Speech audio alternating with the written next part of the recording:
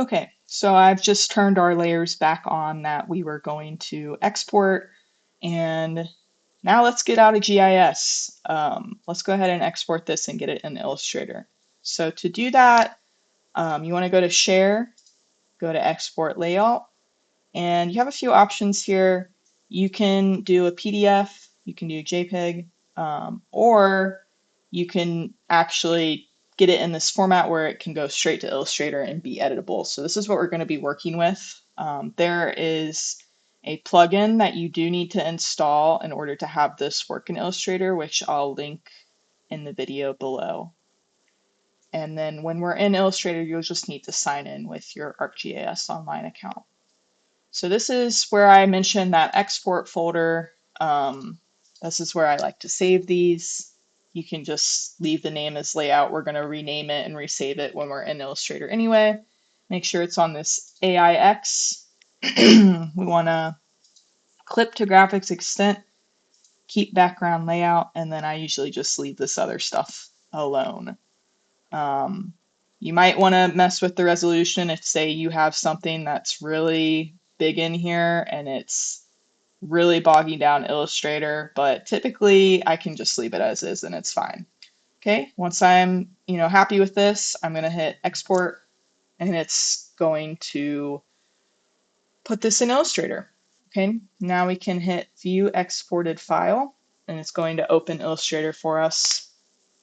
And hopefully this one has my plugin installed.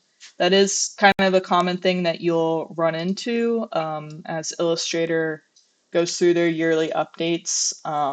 Just a common troubleshooting thing that I've run into is that you do need to go and re-download this plugin for every update, and sometimes it will lag a little bit behind. So you may have to keep your previous version of Illustrator. So just be on the lookout for that if you are having trouble with this. That's kind of a common thing that I've run into. Okay, so now it's just asking me to sign in to my ArcGIS Online account, and it will do this every time, which is kind of annoying. And you want to do organizations URL. It's going to be that. And then put in your information here.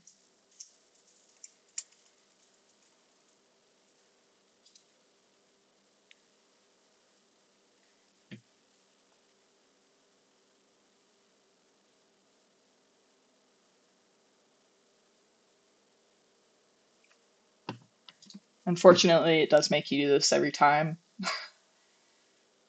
Okay, now it's connected. We can close out of that.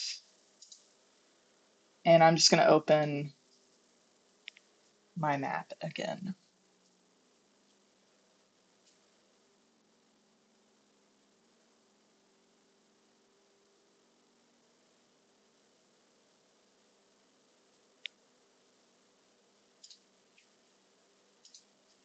Okay, so here it is. Looks pretty similar to what we were looking at in GIS right now, but now we can actually fully manipulate it.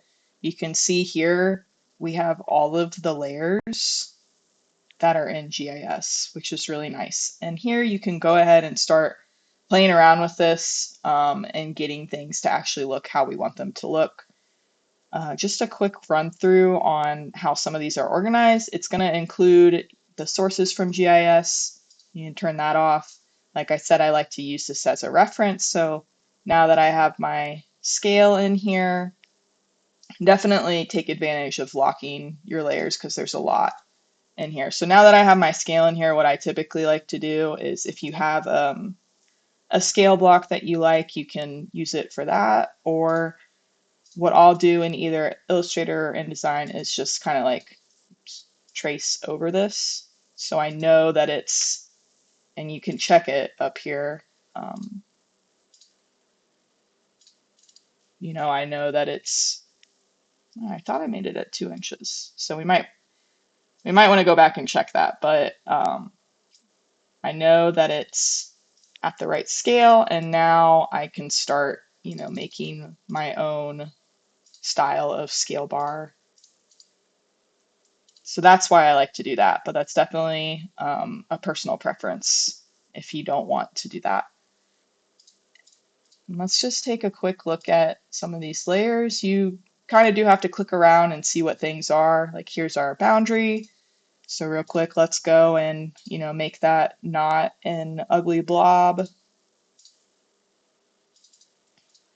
Some other tips and tricks with this is you can edit the symbology in GIS, but I'd really recommend not to mess around with that too much, especially because if you mess with the transparency or anything like that in GIS, or you have like a dashed line type, it's going to come in and have elements in it in Illustrator that you can't edit. So I would keep it as ugly, as simple as possible in GIS, and then definitely clean it up in Illustrator.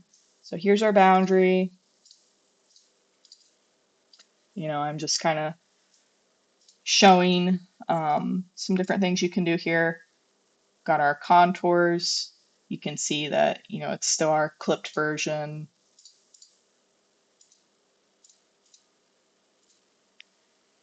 And then I mentioned that we could mess around with this space map, and this is definitely a little tedious, but you can see that it has all of these layers from our base map. Now I can turn it off. The topographic one also comes with the hillshade, which is kind of nice. I typically like to leave that on and then turn off this like ugly gray that they have in the background. And you do kind of have to hunt. You might have to hunt for this stuff. I just kind of like to go through and turn things on and off until I get it in a way that I like. But like I mentioned, you can turn all the labels off, so I will typically do that. You do have to make sure there's usually two label layers. One is like the black text, and then the other is the white text that's underneath it. And kind of just go through and eyeball it. And again, this is optional. You don't have to use the base map either. Like maybe what you're showing doesn't need to be this complicated, but it's also nice to know that like you don't have to go and find all this data for your map. You don't have to go and find building footprints, all of that. So it can save you some time for sure. And then you start seeing like certain colors. Sometimes they'll have multiple layers for things. So I'm just showing you like what kind of a cleaned up version, a very briefly cleaned up version of this can look like.